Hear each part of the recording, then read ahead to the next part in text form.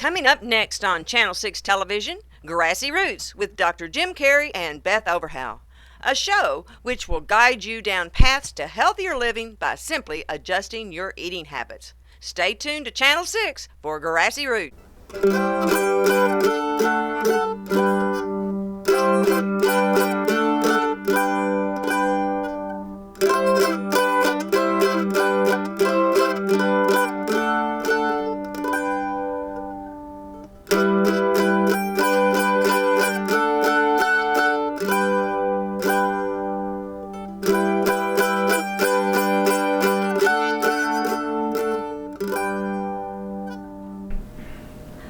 Hi, welcome to another episode of Grassy Roots. I'm Beth Overgaauw, here with Dr. Jim Carey.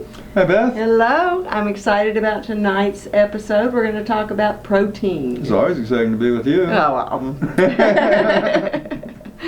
We're going to talk about protein because a lot of people think that if they don't eat meat, they don't get their protein. Oh, that is the great American protein myth. And I'm glad you brought this up. I was going to do this in a couple weeks, but we need to address this right up front. Number one, people say, well, if you're going to eat nuts and berries and leafy greens, where are you going to get your protein? You ever seen a cow? You ever seen a bull? They're pretty big. Okay, a horse? Where do they get their protein? They don't get it from meat. They eat a lot of grass, they eat some grain. As a matter of fact, my sister, the horsewoman with her ranch, she advocates that you only feed grain in the wintertime. Oh. And her horses are in the pasture 9 months out of the year. Okay, 1,200 pounds, 1,000 pounds, 900 pounds a quarter horse. 900 pounds a quarter horse. I don't want to weigh 900 pounds, and they get all that protein from the grass. There's lots of protein in grass. In particular, matter of fact, at the end of the show, I brought some sprouts. Okay. Sprouts, young sprouts, and we'll talk about this when we get to it. Tons of protein. Okay. And in my book, the Handbook to Going Raw, I have the charts and graphs in there from the FDA, the USDA, on the protein and the other vitamins and nutrients. Because some vegetables and green foods have more protein than others. Basically, you're going to get your proteins from leafy greens and sprouts. Okay. And by sprouts, alfalfa sprouts, sunflower sprouts, just about any. I mean, you could do corn sprouts. Oh, okay. But they're pretty strong tasting, and they grow real slow. Do they taste like corn? Yeah. Huh. Yeah, and they're really powerful. I know radish sprouts taste like radishes. Right, they're really powerful. Use radish sprouts sparingly. The thing about corn sprouts is I think the gestation time is 21 to 25 days. Oh, that is a long time. Okay, whereas you can have alfalfa sprouts growing in 24 hours, they're sprouting. And in 3 or 4 days, you're eating them. Right. Okay, what about bean sprouts? In the middle, I like bean sprouts for variety. They take a few days longer. Matter of fact, I brought the bags. I'll show you some mixes, and I get them from wheatgrasskits.com. I gotta stop doing that. Of course, it's down there. It's a magical world, electronics. Lots of protein in sprouts. And here's the other part. There's the reason I call it the Great American Protein Myth. Americans consume 5 times more protein than their bodies need. 5 times. We have the highest, no, I'm quoting here Dr. Michael Clapper. Okay, MD from LA, and he does a radio show, but when I first got involved with Dr. Mike, it was in the middle 90s when I first became aware of his work. And he was an anesthesiologist. Anyhow, he went down this path of research outside of traditional medicine. And, you know, well, his first statement was that he had never had a nutrition class. And I understand the national average is 2 hours of nutritional training for an MD. What they're taught is to send them down the hallway to a nutritionist, 2,000 calorie a day diet. Michael, with charts and graphs, in a video called Sorting Through the Myth, I'll come back to that title in a moment. Well, I'll put it on the website on grassyroots.com. Okay. But he shows with charts and graphs that there is a direct correlation to the consumption of protein and osteoporosis. Oh, really? Really. The more protein you consume, the higher the osteoporosis rate in the world. In low protein countries like Taiwan, Osteoporosis is unheard of. He talks about doctors coming from 200 miles away because they had a little lady with osteoporosis and nobody had seen it before. Wow. Okay, and so he delves into this. It's protein-induced calcium depletion. When you drink milk, for example, yes, there's calcium in milk. However, because of all that extra protein, your body has to get rid of the excess protein it doesn't need. Okay. It does that by a chemical reaction with calcium. So it takes out your calcium too. And there's more protein in the milk than your body needs. Yes, it uses the calcium to process the protein out, but there's not enough calcium. So where does it get the extra protein from? Your bones. And I have a close relative that is, well, it's my kid's sister, so she's 56. She's got the bones of an 82-year-old woman. She's a licensed nurse practitioner, RN type, but she does cardiac intensive care units. She works anywhere in the country. You can't tell Monica about medicine because she effectively is a doctor. She consumes a half a gallon to a gallon of milk a day, thinking that she's saving her bones, okay? And my grandmother, when she passed at 92, looked better than Monica does today at 56. Oh, wow. But, and the lower her calcium level gets, the more milk she's drinking. And most of these calcium pills, you know, the FDA says that if it looks the same under the microscope, if that looks like calcium and that looks like calcium, but they look the same, then it must be calcium. Well, calcium molecules like this, that come from nutrient-based sources, like a lot of vitamins come from sewage sludge, and they process them into, oh, we didn't like that one, did we? No, I've not ever heard that. Oh, it's vitamins come from sewage a lot, sludge? and I'm not saying everybody and everything, but I know vitamins end up in our sewage sludge. and I've heard that lately. and penicillin and all those Right, things. antibiotics too. The source, and again, the source on this is Dr. Lorraine Day, drtay.com, that the source, she's a board certified surgeon, MD, and she teaches the Wigmore lifestyle because the Wigmore lifestyle saved her life. As a surgeon MD, when she got cancer, she wasn't about to go to a doctor. Wow. She went to Dr. Wigmore, and she now teaches this. That large molecule can't be absorbed by the body. It looks like calcium, but the body has receptors, and if it's not small enough, I'm grossly exaggerating, of course, but if the molecule is not small enough, it won't be absorbed. So as much as 99%, depending on your source here, as much as 99% of a calcium tablet just passes right through you because the body can't use it. And they say something about taking vitamin D with your calcium. This helps the absorption, but if the molecule, so if you're going to take a calcium supplement, it needs to come from a plant-based source of calcium. All of a sudden, oh, wow, this one's $5 and this one's $45. Okay. Okay, why not just get my calcium from sprouts and leafy greens? Because all that excess calcium, all that excess protein we're consuming is sucking the calcium out of our bodies and making us calcium deficient and giving us osteoporosis.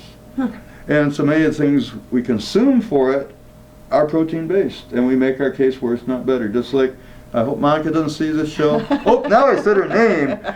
You Oh, said my it kid's earlier, sister. too. Oh, okay. Oh, anyhow, I hope I've got a sister for every occasion. Okay. It was easier when I said kid's sister because I got 5, you know. But now I know which one. I've tried to talk to Monica about this. It's just the way it is, and we'll talk about this in coming weeks, is that as you learn these things, and as your life starts to change, you're like, oh, hallelujah, praise the Lord, I want to share it with the world. And what you discover is preaching doesn't work. Right. That's why I'm a teacher, okay? And what did rabbi mean in Hebrew? Teacher. Teacher, okay? It didn't mean preacher. Now, sprouts are living foods. Ah. Are the leafy greens still considered living foods? Or Depends on you your pick 'em. situation. You know, it depends on how long ago they were picked. Okay. The criteria, once again, is if you put it in the ground, will it grow? Okay. Anything that you have pulled out of the, like we said in the blender last week, is once you blend it, it starts to oxidize. You've got 20 minutes. It's much the same with plants. Okay. If you take some sunflower sprouts, they're a real easy one. Get them about this high, cut them off, and leave them on the window ledge. And they'll grow some more? And put them on a tray and move it. they will follow the sun until about the 5th day. Okay. On the 4th, they start slowing down, they start looking wilty. So after you harvest sunflower sprouts, they're still alive. If they're following the sun, they're still alive. They may not still have grow, energy, yeah. but they still have their biophotonic energy. They haven't fully died. So when you go out to your garden, and when I harvest that ear of corn, well, the corn's a living food. It would grow on the ground. But when I Cut off some leaves, all the right, when I go out there and get my dandelion greens and my especially I'm good about going out in the woods and picking what I'm going to eat for this meal or maybe the next 2 days. I don't pick the whole plant. I'll take the leaves off the lettuce or the cabbage plant and just leave the rest to grow. That is still a living food for at least a few days. Okay. Okay, I don't think the cabbage probably lasts as long as the sunflower sprouts, but it's still good for a few days. And if the garden's right outside, variety, they're not organic. One reason I necessarily. like the place on Maui is I have Mana Foods right down the street. It's all organic. It's so big, it's so popular, and people are so health conscious on Maui that they put the chain stores out of business. Oh, wow. Yeah, the only supermarket left in Paia town where I live is the Whole Foods Organic Market. Now they're buying fresh from the farmers every day. It's rare that you find anything in there that's more than a few days old. This gets into, as we're going to do another episode, building relationships with local farmers, finding the farmers markets. And sometimes, you know, living foods isn't about everything that goes in my body is living. It's about keeping that quantity up. Because right, and it's the transitional ladder. If I was eating ideally, it would come fresh from my garden that I grew with love, in season, harvested when ripe.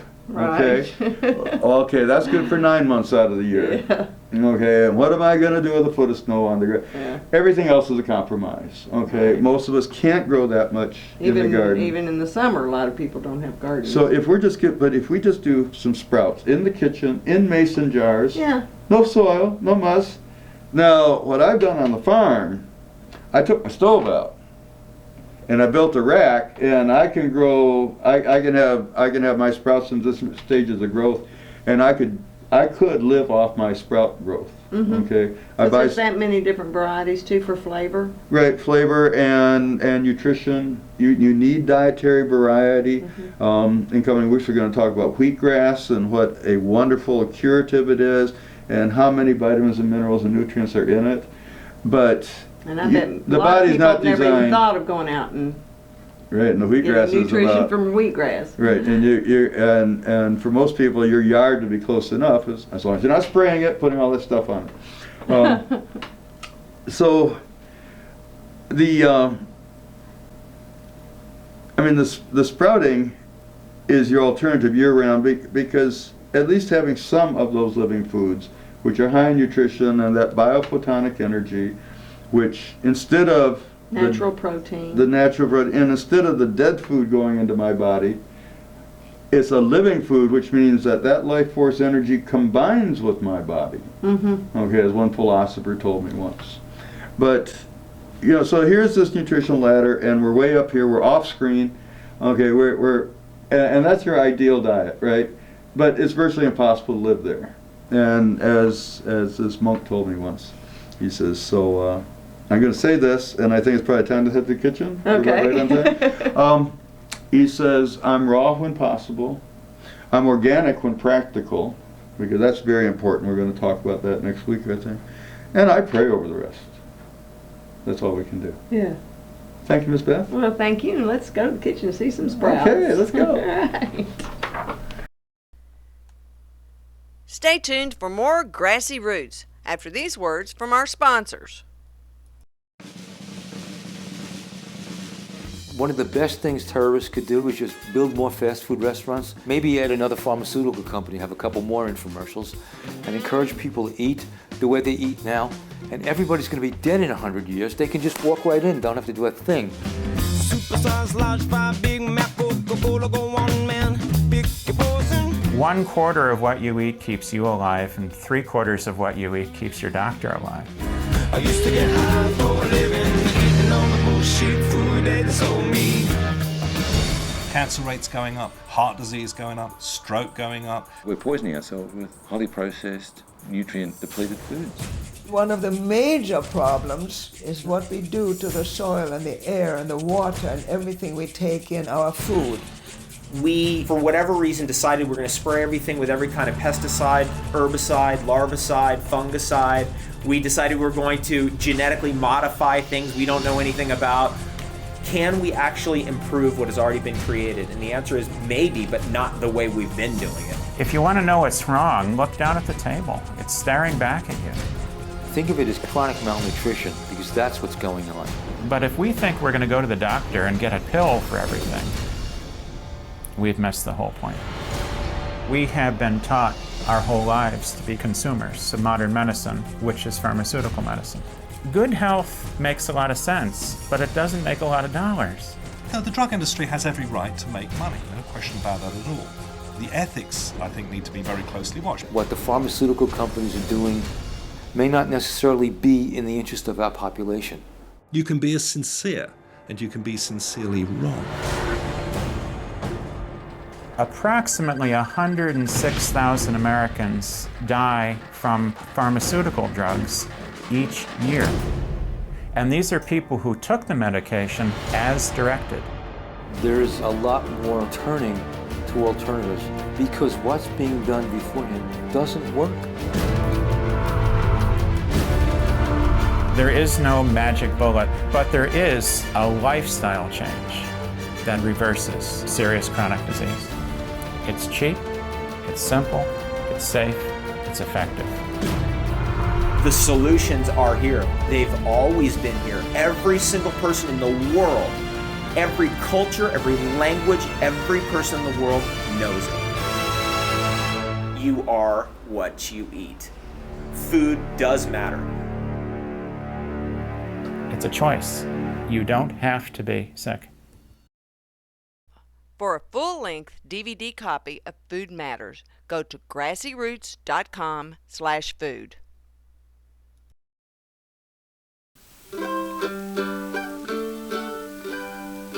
When truth rings, curiosity sings. Finding yourself raw curious? Dr. Ann Wigmore's Raw Living Foods Lifestyle Home Study Program has the answers. Check out SheDiet.com and satisfy your raw curiosity. Looking for a comprehensive guide on the subject of the raw foods lifestyle? Susan Shank has written an encyclopedia on the subject, The Live Food Factor. This comprehensive guide to the ultimate diet for body, mind, spirit, and planet covers every possible factor related to the subject. This compilation has received rave reviews by those in the raw foods movement. Visit www.livefoodfactor.com for your copy. The Live Food Factor by Susan Shank.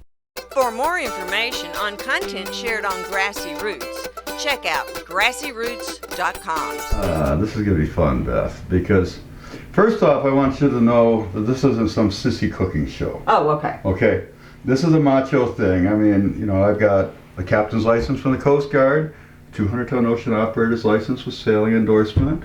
I've walked 50 miles in a day, but the main thing is about good health. Mm-hmm. Remember from those pictures we saw earlier, I used to weigh 260 pounds, okay? And where did I lose all that weight? By changing my lifestyle. And as a single guy, this has been, I mean, I'm not much of one for food prep. Right. But this is stuff I can do. It's easy, it's quick, and it actually turns out to be fun. Mm-hmm. And I've never been much of a gardener. I have trouble keeping a philodendron alive. Okay. But I can grow sprouts. Okay? Now, there's two kinds of ways to sprout. Okay. Okay, and there's nothing better than sprouting outside in the garden. Or what's really efficient is you can take trays. Mm-hmm. Okay, I've used old cafeteria trays, drilled holes in the bottom. Oh, really? Okay. Oh, yeah, you pick them up at the school board auction for 10 cents each. Yeah. And in a little bit of compost or dirt in them, okay? But that requires A, warm weather, B, playing in the soil, all this. Well, you have to clean them more, I guess, when you're ready to eat them. And all this stuff, yeah. You have to harvest and cut. But what I'm going to show you today is sprouting in the kitchen. Okay. With no dirt, no soil. No soil. Quick, easy, clean. Mm-hmm. Okay. First off, you start with your seeds. Right. Okay. And there's certain things that give you lots of protein. Oh, protein. Yeah, where's the protein coming in a raw food diet? You get your protein from your sprouts and your grains. Okay. So I've got here alfalfa sprouts for a starter. And while they're not the highest in all the healthy stuff, I like alfalfa because they taste good. Yeah. And they're really easy to grow. Okay, I'm going to show you some They're that very small. Oh yeah, they're almost as small as mustard seed. So a little bit goes a long way. Because what do you see? I got some before and afters today. Another one we're going to do. I'm going to set that aside. We're going to do wheatgrass seeds. And they're quite a bit bigger. Right. These are this is hard red winter wheat. Hard red winter wheat. And that has the most nutrition. We use wheatgrass because no other plant pulls more nutrients, vitamins and minerals out of the soil than wheatgrass. Okay. There's 112 nutrients the human body needs. Okay. Wheatgrass will pull 108 of them. Okay. But now it's really strong. We're going to taste some today. You're going to try some.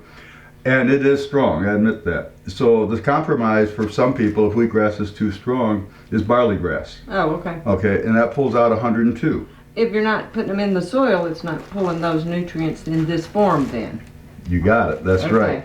So that's why all we're going to do is sprouts today and not growing plants. Right. What happens is, and by the way, these are all organic. Okay. Okay. Yeah. I think that's really important because organic plants will have a lot more nutrients than non-organic. And I don't think it's so much the taste when you're dealing with seeds, but they start with more nutrients because in these kitchen sprouts we're doing today, the nutrients from that original wheatgrass plant, every single one of them, if it had all 108, they're all still in this seed. Because they came from a plant that grew in the ground that nourished. And what happens is when they sprout, up until a certain point, it's called branching. You know when the wheatgrass plant comes up, and it comes up with a couple leaves, and suddenly that stalk comes up? Oh, yeah. Up until that stalk comes out, there's this huge explosion of nutrients in the plant, in the sprout, that came from the seed, nothing to do with the dirt. Oh. Now the moment it stalks or stems, then it starts pulling nutrients from the soil, and actually the nutrients start dropping off because it's expended what it had stored up. So what we have here is You used it to make the seeds in a way. Right. Okay. So what we have here is a little storehouse of nutrients, but if you tried to eat these right now, they're indigestible. Yeah, okay. Because you don't see those very often at the store. No, but you can find them at places like Whole Foods. And I mean, I like wheatgrasskits.com because they are truly sprouting seeds. They're designed for sprouting. You know they're organic. I got these at Whole Foods for convenience. And, I asked the guy, do you have sprouting seeds? And he says, no. But I took them home, and almost everything in these jars came from Whole Foods store, and they all sprouted. Right. Okay. So oftentimes the kids at the store don't know. He just stocks the shelves, right? And the other one that fools a lot of people, we're not going to sprout the flax seeds. Okay. We're going to use them later, okay? But we're not going to sprout them. I also have with me today broccoli sprouts, which is a nice seed to do, cauliflower, sunflower seeds, and radish, okay, and clover. You can do clover, okay. Clover, thank you. Clover is my favorite. I'd plant my yard in clover if the seed wasn't so expensive. Oh, okay. Okay, and I'm out of little clover seeds. They're even smaller than these alfalfa seeds. Oh. Okay.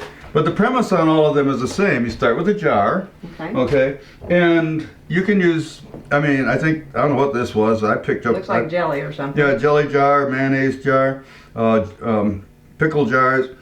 Wasn't a pickle jar. Pickle jars, I soak them for about a week, changing the water. You want to get that smell out, But you can use anything for a jar, okay.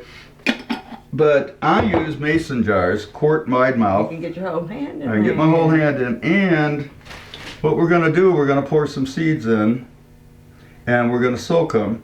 But every day as you water them, you want to drain that water off.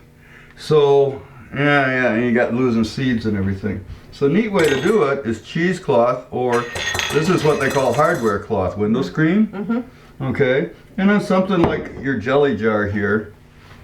We could put it on here and put a rubber band around it to hold it on. Right. That way when I go to pour my water out, it's easy and I don't have to worry about the seeds. But with my mason jar, watch this. Don't need the center thing, you just take the ring, and it takes a little wiggling the first time you use a piece of screen. But then it sets itself. And it'll set itself, and then, and because I've had the rubber bands pop off too. Yeah. So, let's grow some sprouts. All right. I'm going to take my alfalfa seeds. And do you measure these? That's why we have the spoon out, right? Okay. Okay. That's a sissy way of doing things. Oh. I got my skydiving shirt on here. I'm a skydiver too. A couple teaspoonfuls is probably the technical thing, and we could measure it if we wanted. But I find just a little bit in the bottom of the jar. I put it down so the camera can see. And you just need a little bit in the bottom of the jar. Okay? And experience will show you the right amount over time. But start small because they're going to grow. And then I take my hardware cloth, my fiberglass window screen. And like I say, once you've used a piece a couple of times, this goes on easier. And you just sort of finagle it, and bingo. There we go. That's not going anywhere. Oops, some of the seeds. He said the seeds are so small they went through the cloth. We'll still have to be careful with this, but after one day of sprouting, it's not going to do that. And now I want to use purified water. I was glad to see here in the studio kitchen you had a pure water filter. I took it apart, I checked, you have the 3-stage. Oh, okay. Okay, it's worth the extra money. You got the good ones in here. Otherwise, I brought my own. By the way, the studio kitchen is just great. I appreciate this. Yeah, you're welcome. Yeah, if you guys want, you put in a little film strip of my kitchen at the farm in Georgia, my little cabin kitchen. This is fancy here. It goes to show you can sprout anywhere. You can sprout anywhere. As long as you have water. And you can haul them with you around the country when you're traveling. And I fill it up pretty well like that. And what we want to do is soak them overnight. The reason we soak them is the same reason that, you notice how they don't grow when they're sitting on the shelf? True. Okay, there's an enzyme in there, and it inhibits the sprouting. It's also why they're not good for us to eat before they've been sprouted. Because it would inhibit digestion. And it makes them indigestible. So we soak this overnight, and then what we're going to do tomorrow morning, and again, the smaller the seed, the thinner the seed, the less soaking they need. Stuff like the alfalfa sprouts, technically 4 to 6 hours is plenty. Okay. Okay, but the wheatgrass seeds, they fully need 12 hours minimum. Okay, and all we're going to do tomorrow is we're going to come out here, and by tomorrow these have swelled a bit, they wouldn't come out. We pour off our water, and I might as well pour this off completely. No, I'm going to leave this one soak overnight. We started it. Yeah. Let you guys make some sprouts here on the studio. Because what I do, I'm going to let them sit for overnight like that. I pour them off in the morning, and at home, I've got an extra dish drainer. Okay. Okay, and I've actually got the little tray under it to catch the runoff and all. And I pour them off, and I set them in my dish drainer. I usually leave them in the sink for a few minutes, and sometimes you gotta shake them, get all the water out. But when they're fairly dry, I set them in my dish drainer, a 45-degree angle, whatever.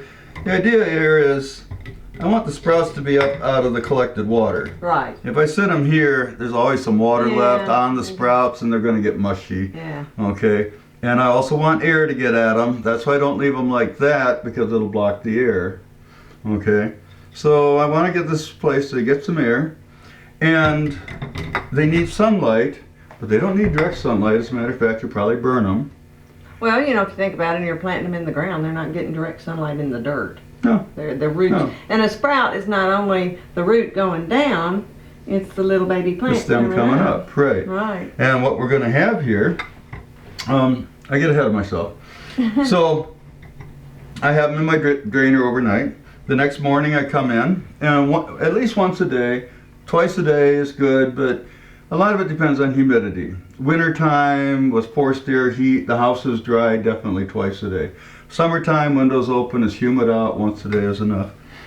And every day, we call it rinsing them, but what I'm really doing is watering my sprouts. Sure. And actually for efficiency, I'll get a half a jar of water on the first one. Oh, and then just share. Yeah, and then I'll share. I usually after 2 or 3, I'll start running a second one here. I usually have 6 or 8 jars going. But I'll share for 2 or 3 because I'm just watering them. I got rid of that enzyme inhibitor. And I'll let them sit here in the sink for 10 minutes or so, and then back into my drainer. And if you play with it a little bit, if you play engineer, you find how you can get. I've had 3 rows going in here many a time, especially if I know I'm having friends coming over. Now, those sprouts have been sprouting for how many days? 5 days. Well, actually, 2 days. I plan ahead and I cycle. This is a 5-day sprout. Those are bigger. Those aren't the alfalfa. Let's see. Stay tuned for more Grassy Roots after these words from our sponsors. Hi, I'm Dr. Jim Carey, and sitting in front of me is Dr. Ann Wigmore's Raw Living Foods Lifestyle Home Study Program. Dr. Ann's program has been taught for over 50 years around the world at a half a dozen institutes. Normally you go, you spend 2 weeks, and you learn to do the program. However, when I was director of Creative Health Institute, I found that after you go home, you've been home for 6 months, a year, all that knowledge starts to fade. There's a need for being able to refresh your memory and a need for keeping inspired. So, over the course of the last 6 years, I put together a home study version of Dr. Ann's program, and this is it in front of you. I know, it's a lot. It's a 304-page handbook. It covers everything from the kind of water to drink, through energy soup, to how you combine your foods. There's a 180-page recipe book that covers everything from a raw breakfast through a raw dessert after supper and everything in the middle. Even has Thanksgiving dinner, an all-raw Thanksgiving dinner with mock turkey. Her basic program is in this 10 DVD set right here. But as you get into it, you get into questions, and you know, it's always like about having a second opinion, about having more details, and that's what the rest of this program is. Over here we have the advantages of eating raw, a video I did, one by Paul Nissan, a couple by Victoria Butenko, including her famous one, Greens Can Save Your Life. That's a 3-hour video. I know it's Victoria's #1 seller. This is all part of the home study program. A couple videos on wheatgrass, a couple videos on sprouting and gardening, a number of videos about Rejuvelac, lightly fermented foods, and energy soup. A couple more Dr. Ann videos, her TV interview. These 4 here are all about the benefits of the lifestyle. This one called Program Review, for example, is an overview of the program at Creative Health Institute. Enzymes in food, living foods preparation, raw parenting, which is important to many people. Student testimonials, colon health, transitioning to raw foods, food combining with Dr. Pfeiffer. It's as thorough as I've been able to make it in the last 6 years. Oh, and I almost forgot, 2 of Dr. Ann's books on tape, read by a professional radio announcer, Steve Molkevitz, a naturopathic doctor that happens to believe in Dr. Ann, so that shows in his voice. I mean, that's a 5 CD set, the other's a 3 CD set. This is the most thorough thing you will ever see to learn about Dr. Ann's Raw Living Foods lifestyle. It's available at shediet.com, and actually, when you go to the website, you'll find there's even more bonuses over and above this. Thank you. Looking for a comprehensive guide on the subject of the raw foods lifestyle? Susan Shank has written an encyclopedia on the subject, The Live Food Factor. This comprehensive guide to the ultimate diet for body, mind, spirit, and planet covers every possible factor related to the subject. This compilation has received rave reviews by those in the raw foods movement. Visit www.livefoodfactor.com for your copy. The Live Food Factor by Susan Shank. And now, back to Grassy Roots on Channel 6 TV with Beth Overgaauw and Jim Carey.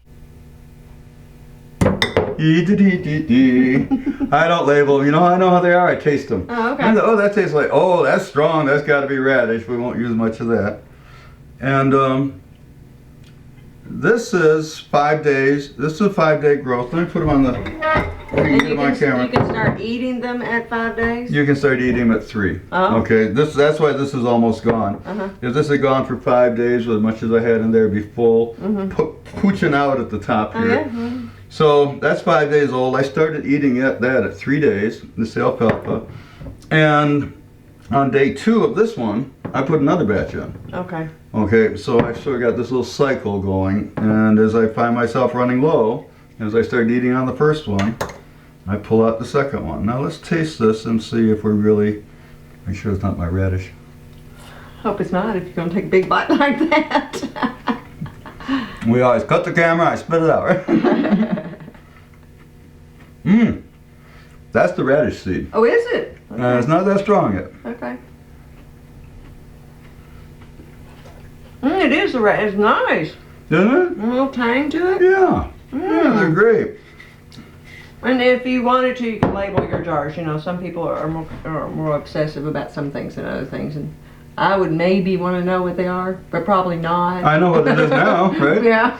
Because what I do is, as I'm making a salad, as I'm making a smoothie, all these other things we're going to do on the show, I go through all my jars, okay, and I'll take a taste and I say, oh, that's the alfalfa. Boom, the whole jar goes in. That's why I'm throwing alfalfa in the jars every couple of days. Right. I have some more sitting at home, soaking. You go through a lot of alfalfa. Right, and alfalfa is one of my favorites.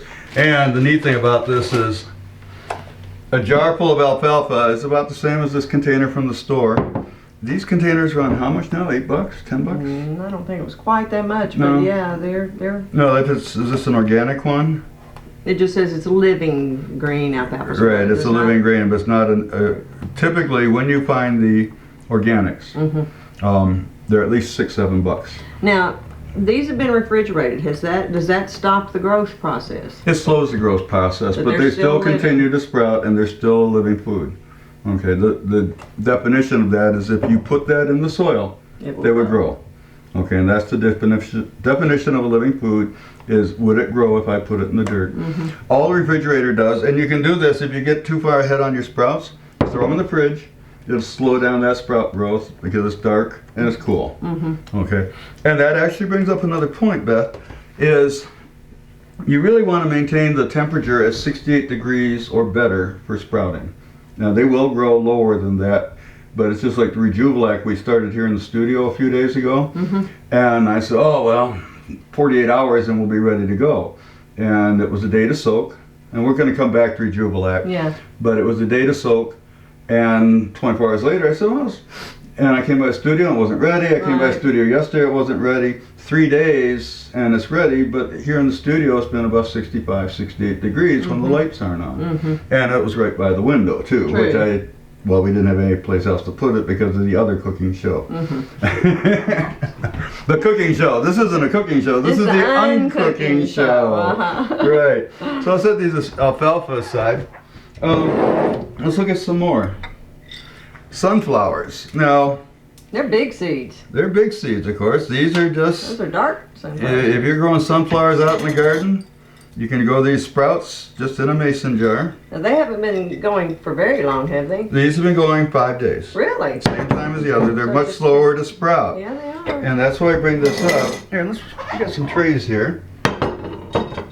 Let's put these sunflower sprouts out. What do I do with those radishes right here?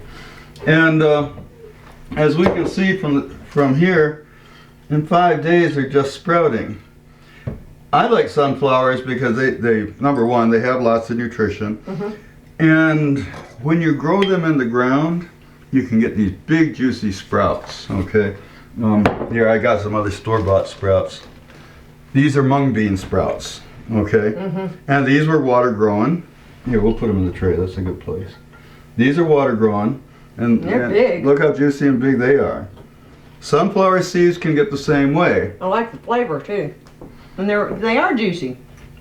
Yeah, they're downright juicy. Refreshing. Yeah, I've had a bowl of mung bean sprouts. They're good for me. They taste good. They're juicy. Sunflower seeds can get the same way. It reminds me of cucumber a little bit as far as texture. Not maybe the taste, but the texture. Hadn't thought of that, but you're right. Yeah, a bit. Yeah. Basically, anything you find as a fresh sprout always has that premise that whatever nutrients were available in that seed went through an explosive growth at this point here, where it's just branching out, and you can get them bigger. But again, the easiest one to think of is wheat, and if we've ever watched wheat living out in the country, and you get that point, that stalk starts coming up.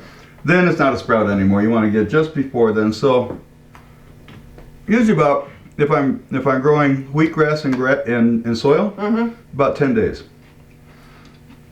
And you know, it's a science project for your children too. You can say, now this is the root and this is the little plant. This is the kind of stuff This is where the kids. seed used to be. This is the kind of stuff kids can get really involved with because they're participating. And you can get on the internet and find the technical words for all the different parts. Mm-hmm. And what's that one? I think it's the clover. Oh, okay. My favorite. It's definitely not alfalfa. So that's my clover seed. We'll put a little on the cup tray. Oh, it's got some definite flavor to it. Mm. Alfalfa must be over here. Okay, because I've got so much of it. But you notice they look a lot And the alike. seeds aren't really that as crunchy as you would think they would be because they've soaked. Right, they've been soaked, and yeah, they you see on the TV there, on that tray, they look brown. But Will we have a full meal by the time we finish tasting all these? you can do that. You can have a meal of sprouts. It's easy to do. Oh, I started to share. That $5, $8, $10 tray of sprouts. When you do this with the seeds, that same amount of sprouts costs you maybe a dime. Right. That's why I do this. Because these are so Same good, amount. you can make a meal out of it. $5 meal, $8 meal, $10 meal, 10-cent meal. Yeah. And more nutritious. I know the source. I grew it myself. I use filter water to grow it with. I know I got good stuff here. That's Oh, awesome. and wheatgrass. Oh, yeah. This is the most prolific grower of It's all. a funny looking one compared to the others. Yeah, when you grow them in Look water, at that. I usually have to bring it out like this and break off a clump. And this one will overfill once you get wheatgrass going. And this was just enough seed to go around the bottom edge of the jar. And in 5 days, I've got wheatgrass like this. And you'll put some on the tray. Gotta taste some. But I warn you, that's what I say, I'm gonna warn you, wheatgrass is strong. Strong. It's really good for you. It's really good for you. That's why we juice it a lot of times. And some of it's just now getting, or is the green is the plant part and the white is the root part, I guess. You got it. That's what it is. And the roots are really prolific on wheat. It's tougher. It's a little tougher to chew. What you're gonna come up with, But tastes good. I like that taste. this is a real sweet one. It's very, I really Oh, you know why like it's so that taste. sweet? This one's almost all root and very little green yet. As it gets greener, it's gonna get harsher. This reminds me of sort of chewing your cud here. Because it's virtually impossible to chew that up and eat it. What you're gonna come up with is a little wad of chewing tobacco. And that's why you lose weight instead of, you're chewing a long time. That's one reason. It's just sort of a joke. You don't really lose weight. That is 'cause you're important. chewing. Nature will castigate those who don't masticate. My great-grandmother used to tell me, chew every bite 35 to 50 times until it's liquid in your mouth. Part of the problem with American diet today is we gulp, we don't chew.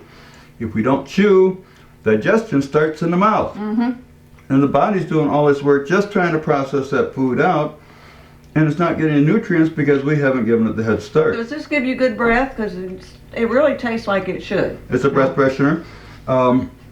On the website, and we'll put it on the screen here, I've got 124 uses for wheatgrass, and breath freshener is one of them. You can take the, you can make a poultice. I don't mean to be gross, but but you could take and you can mash up wheatgrass until you get something like this. I'm not saying chew it. I'm saying mash it up other ways. Put that on a wound; it'll heal in half the time. It goes on and on. Wheatgrass, because it's full of vitamins, minerals, and nutrients. Wheatgrass has tons of uses.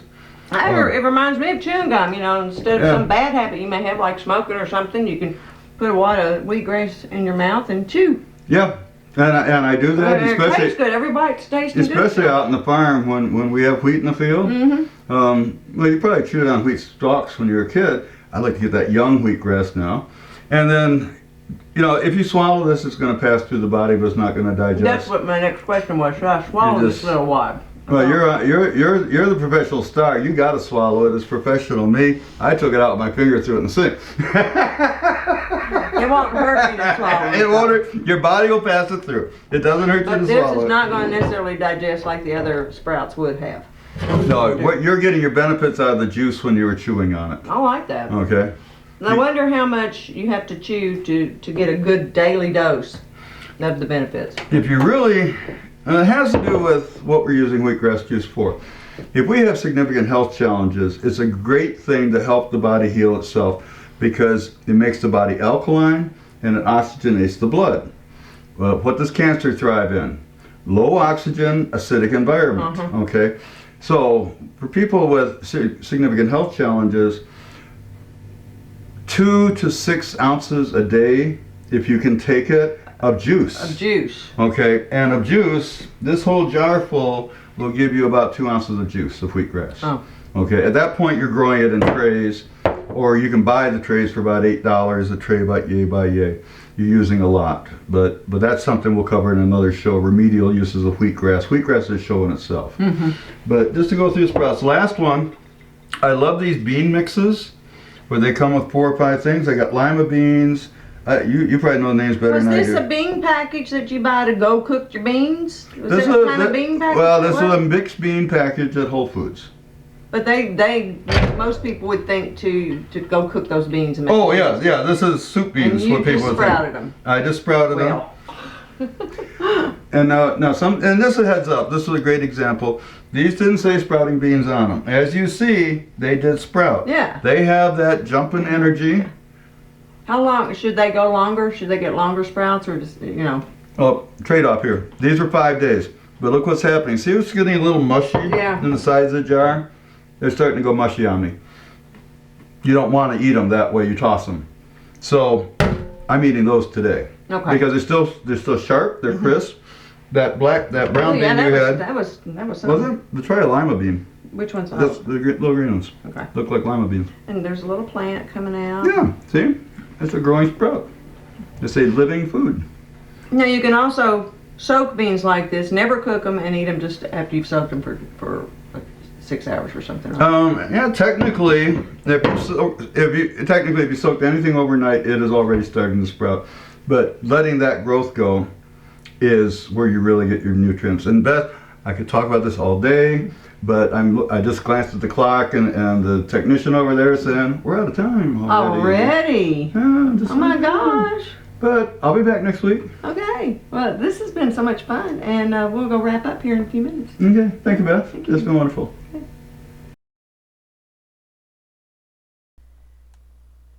Stay tuned for more Grassy Roots after these words from our sponsors. Want to learn more about a raw living foods lifestyle? There's a wide collection of videos on the subject at ChiDietVideos.com. You can find a video on any subject that suits your interest and your budget, including rare footage of Dr. Ann Wigmore's raw living food lifestyle programs. This knowledge could change your life. Check out ChiDietVideos.com. One of the best things terrorists could do is just build more fast food restaurants, maybe add another pharmaceutical company, have a couple more infomercials, and encourage people to eat the way they eat now. And everybody's going to be dead in 100 years. They can just walk right in, don't have to do a thing. Supersize large 5 Big Mac, Coca-Cola, go on, man. Pick your poison. 1/4 of what you eat keeps you alive, and 3/4 of what you eat keeps your doctor alive. I used to get high for a living, eating all the bullshit food they sold me. Cancer rates going up, heart disease going up, stroke going up. We're poisoning ourselves with highly processed, nutrient-depleted foods. One of the major problems is what we do to the soil and the air and the water and everything we take in, our food. We, for whatever reason, decided we're going to spray everything with every kind of pesticide, herbicide, larvicide, fungicide. We decided we're going to genetically modify things we don't know anything about. Can we actually improve what has already been created? And the answer is maybe, but not the way we've been doing it. If you want to know what's wrong, look down at the table. It's staring back at you. Think of it as chronic malnutrition, because that's what's going on. But if we think we're going to go to the doctor and get a pill for everything, we've missed the whole point. We have been taught our whole lives to be consumers of modern medicine, which is pharmaceutical medicine. Good health makes a lot of sense, but it doesn't make a lot of dollars. The drug industry has every right to make money, no question about that at all. The ethics, I think, need to be very closely watched. What the pharmaceutical companies are doing may not necessarily be in the interest of our population. You can be as sincere, and you can be sincerely wrong. Approximately 106,000 Americans die from pharmaceutical drugs each year. And these are people who took the medication as directed. There's a lot more turning to alternatives because what's being done beforehand doesn't work. There is no magic bullet, but there is a lifestyle change that reverses serious chronic disease. It's cheap, it's simple, it's safe, it's effective. The solutions are here. They've always been here. Every single person in the world, every culture, every language, every person in the world knows it. You are what you eat. Food does matter. It's a choice. You don't have to be sick. For a full-length DVD copy of Food Matters, go to grassyroots.com/food. Looking for a comprehensive guide on the subject of the raw foods lifestyle? Susan Shank has written an encyclopedia on the subject, The Live Food Factor. This comprehensive guide to the ultimate diet for body, mind, spirit, and planet covers every possible factor related to the subject. This compilation has received rave reviews by those in the raw foods movement. Visit www.livefoodfactor.com for your copy. The Live Food Factor by Susan Shank. And now, back to Grassy Roots on Channel 6 TV with Beth Overgaauw and Jim Carey. Well, Jim, I appreciate you showing me how to grow sprouts. That's fun. It looks like something that the whole family could enjoy. This is a great way to get the kids involved. We're going to talk about raw parenting. The way to get your kids raw is to get them doing this stuff with you. Right. And anybody can grow seeds. If I can grow seeds in a mason jar and I've got a black thumb. Right. Now, I've done some gardening, and I do know that any seeds I've ever bought have been pink. You know, they've had something on them that I'm not sure I'd want to eat. So where would you get seeds that you're going to eat? Well, part of that, like I said a minute ago, about why we soaked our seeds. Mm-hmm. Okay. But it's... first off, you want sprouting seeds for this kind of thing, and a good seed store. Like I can go to a feed and grain store out in the country in Georgia, and they go, "Are you going to eat these sprouts?" Oh, and I okay. say, "Yes." She says, "Oh, well, you don't want this kind," but she's read my book. Right. Okay. She knows you. And around here, it'd be very hard to find. We'll put up a web page called grassyroots.com/seeds. Okay. And I'll give you some sources. I personally prefer to buy the organic seeds that were grown organically. I don't think it's all that important on but seeds. you at least want them that aren't treated. But if I buy the organic seeds, I know they're not treated. That's the main thing. Like you say, all that pink stuff. Okay, because they know they're for human consumption. Right. So that's why I'm buying the organic, and there's several sources, wheatgrasskits.com, bulk nuts for you. I'll put it all up on the webpage. Okay. So grassyroots.com/seeds, SEEDS, and that'll take you to a page, and I'll list everything there. And there's a large variety of seeds. Oh, yeah, and well, matter of fact, I'll put a summary on that same webpage of my favorites. But it's all about variety. Yeah. Try them all. Buy the little packets. You know, some of these, like celery seeds or clover seeds. I love clover seeds. But a package like this of clover seeds is like 1,000 seeds or something. I mean, they're minuscule, like the size of mustard seed. So try small amounts, and no matter how much you dislike them, a little bit here and a little bit there, and you'll use them up. Yeah. Throw them in a smoothie. Throw them in the blender. I hadn't even thought of clover. Oh, I could have a clover smoothie. The rabbits sure like it. It's just a clover seed. I'd grow a clover lawn. You know, clover was. We're gonna run out of time. Clover was a part of a lawn mix until after World War II. Oh. And then the pesticide companies realized that if they could convince people through television that clover was a weed, they could sell more weed killer. I did not know that. My favorite lawns always had lots of clover. Well, but my father thought that clover was a weed. But my grandfather, he had more clover than... I've always liked to look for four-leaf clovers, and if that means they're good nutritionally, you know. I was going to grow a clover lawn until I found out that it was going to take $5,000 worth of seed. Oh. Maybe just a patch. Yeah. Well, thank you, Dr. Jim Carey, for sharing this information with us, and I look forward to more. Thank you, Miss Beth. It's always fun. All right.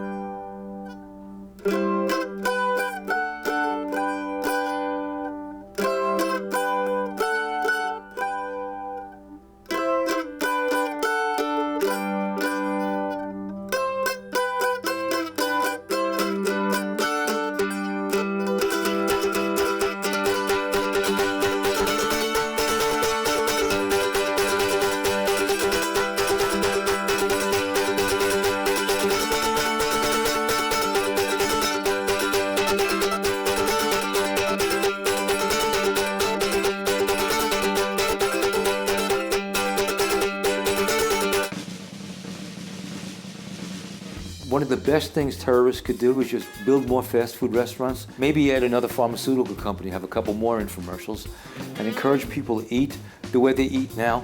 And everybody's going to be dead in 100 years. They can just walk right in, don't have to do a thing. Superstars, large fry, Big Mac, Coca-Cola, go on, man. Pick your poison. 1/4 of what you eat keeps you alive, and 3/4 of what you eat keeps your doctor alive. I used to get high for a living, eating all the bullshit food they sold me. Cancer rates going up, heart disease going up, stroke going up. We're poisoning ourselves with highly processed, nutrient-depleted foods. One of the major problems is what we do to the soil and the air and the water and everything we take in, our food. We, for whatever reason, decided we're going to spray everything with every kind of pesticide, herbicide, larvicide, fungicide. We decided we're going to genetically modify things we don't know anything about.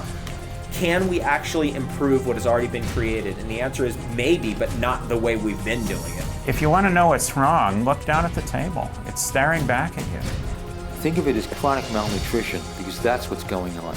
But if we think we're going to go to the doctor and get a pill for everything, we've missed the whole point. We have been taught our whole lives to be consumers of modern medicine, which is pharmaceutical medicine. Good health makes a lot of sense, but it doesn't make a lot of dollars. No, the drug industry has every right to make money, no question about that at all. The ethics, I think, need to be very closely watched. What the pharmaceutical companies are doing may not necessarily be in the interest of our population. You can be as sincere, and you can be sincerely wrong. Approximately 106,000 Americans die from pharmaceutical drugs each year. And these are people who took the medication as directed. There's a lot more turning to alternatives because what's being done beforehand doesn't work. There is no magic bullet, but there is a lifestyle change that reverses serious chronic disease. It's cheap, it's simple, it's safe, it's effective. The solutions are here. They've always been here. Every single person in the world, every culture, every language, every person in the world knows it. You are what you eat. Food does matter. It's a choice. You don't have to be sick. For a full-length DVD copy of Food Matters, go to grassyroots.com/food.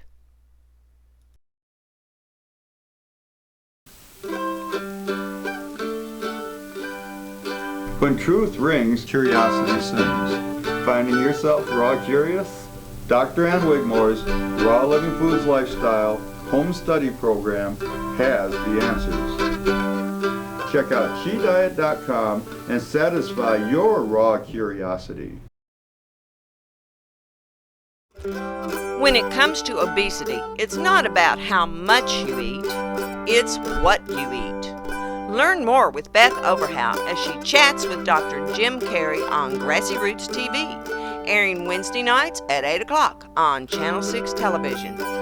Getting back to the roots of healthy eating.